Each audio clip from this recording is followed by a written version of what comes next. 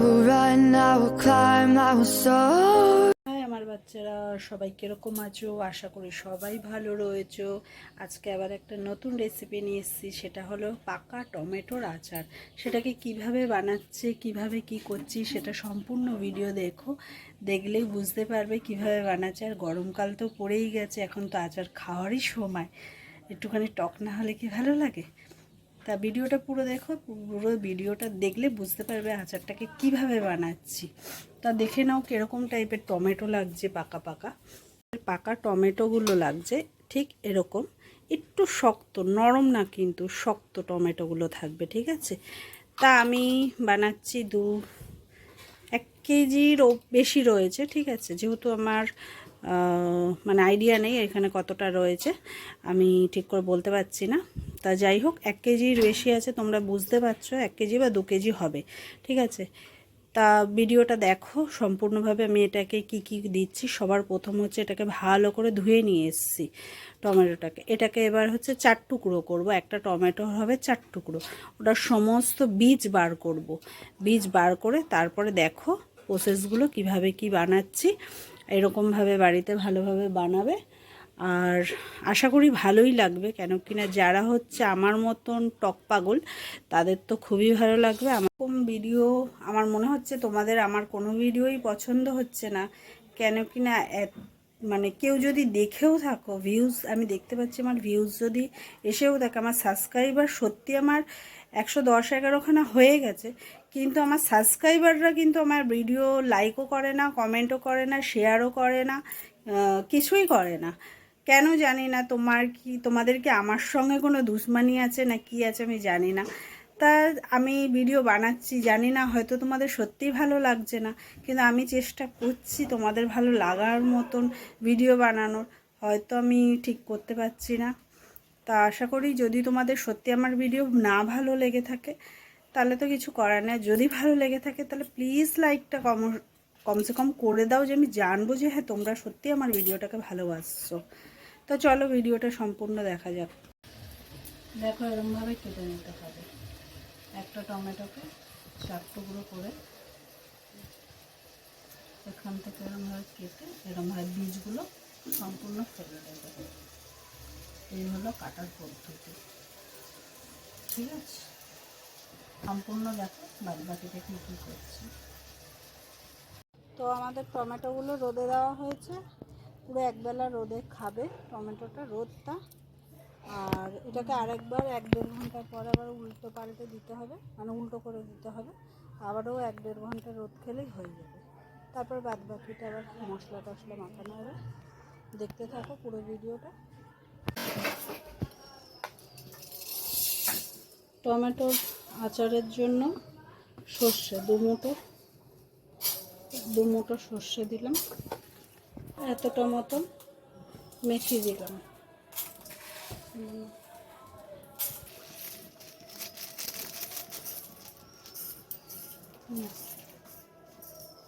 এতটা মতন মৌরি দিলাম,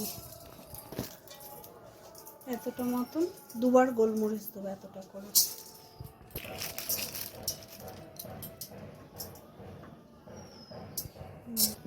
সামান্য এটুকু 1 চামচের মতন কালো জিরে দিলাম, এতটা মতন জিরে দিলাম। ভাজবো ভালো করে, শুকনো খোলায় কিন্তু ভাজছি, কড়াইতে কিন্তু একটু দেওয়া হবে, পুরো ভাজা হবে।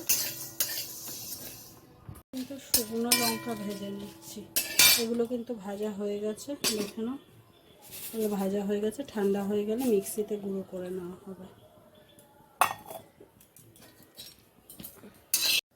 আচ্ছা, এদিকে হচ্ছে সর্ষের তেলটাকে একটুখানি গরম করে নিচ্ছি। দেখবে ধোঁয়া বেরোবে, ফেনাটা হয়ে যাবে, বুঝে যাবে যে গরম হয়ে গেছে। এটাকে একটা বাটির মধ্যে তুলে রেখে দেওয়া হবে। তারপর দেখতে থাকো পুরো ভিডিওটা, তারপর কি করছি। তাই যে টমেটোগুলোকে শুকিয়ে রাখা হয়েছিল, টমেটোর মধ্যে কিন্তু কিচ্ছু দেওয়া নেই, না নুন না হলুদ, কিচ্ছু দেওয়া নেই। যা দেওয়ার এখনই দেওয়া হবে। তা নুন দিচ্ছি আমি এই চামচের 1 চামচ আর 1/2 চামচ।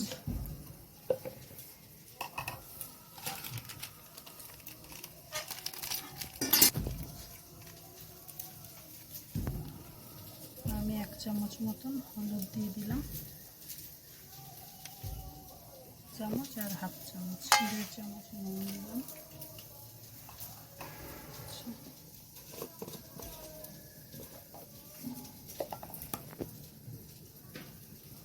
এতটা পরিমাণ জোয়ান দিচ্ছি, কিন্তু জোয়ানটা একটুখানি এরকম হাত দিয়ে ঘষে নিতে হবে।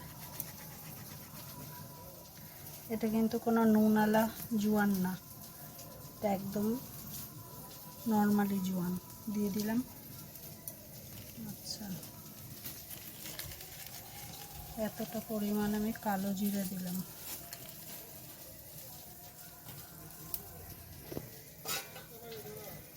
এটার মধ্যে নিলাম 1 চামচ, 2 চামচ, 3 চামচ, 4 চামচ, 4 চামচ নিয়ে নিলাম। 4 চামচ না, একটু নিয়ে নিই, 5 চামচের মতো নিয়ে নিলাম ওই ভাজা মশলা।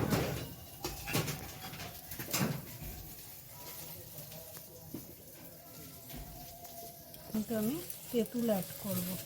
আমি এতে কোনো রকম কোনো আমচুর টামচুর কিচ্ছু দেবো না। আমি এতটা পরিমাণে তেঁতুল দিলাম,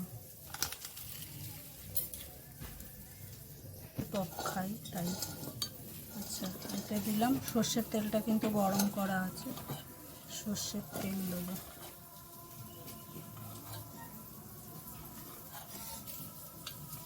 পাঁচ ছ চামচ সর্ষের তেল দিলাম। এতেও সামান্য একটু নুন দেবো, দিয়ে আমি এটাকে ভালো করে এটার সঙ্গে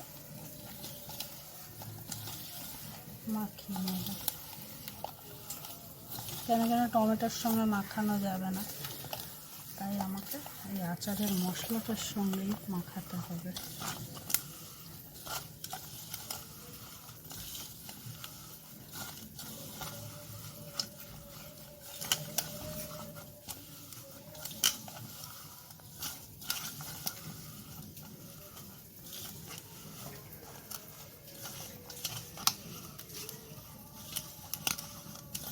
তেঁতুলটা কিন্তু কোনো রকমের জলে ভেজানো যাবে না, তেঁতুল তোমাকে ডাইরেক্টলি করতে হবে।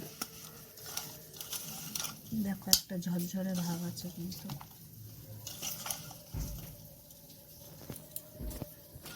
বন্ধ করেছিস। তো দেখো আমাদের কিন্তু মশলাটা একদম তৈরি, রেডি, ঠিক আছে। এবার এটা কিন্তু এর মধ্যে দিয়ে দেবো। যেগুলো দানা দেখবে চটকানোর সময় বেরিয়ে যাচ্ছে, দানাগুলো ফেলে দেবে, আর যেগুলো বেরোচ্ছে না অসুবিধা নেই। আচ্ছা, এর মধ্যে এবার আমি সর্ষের তেল দিয়ে দিলাম।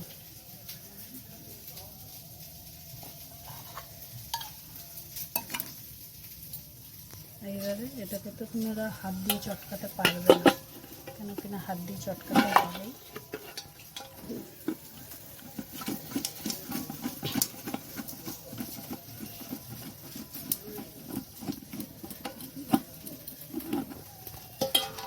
দেখো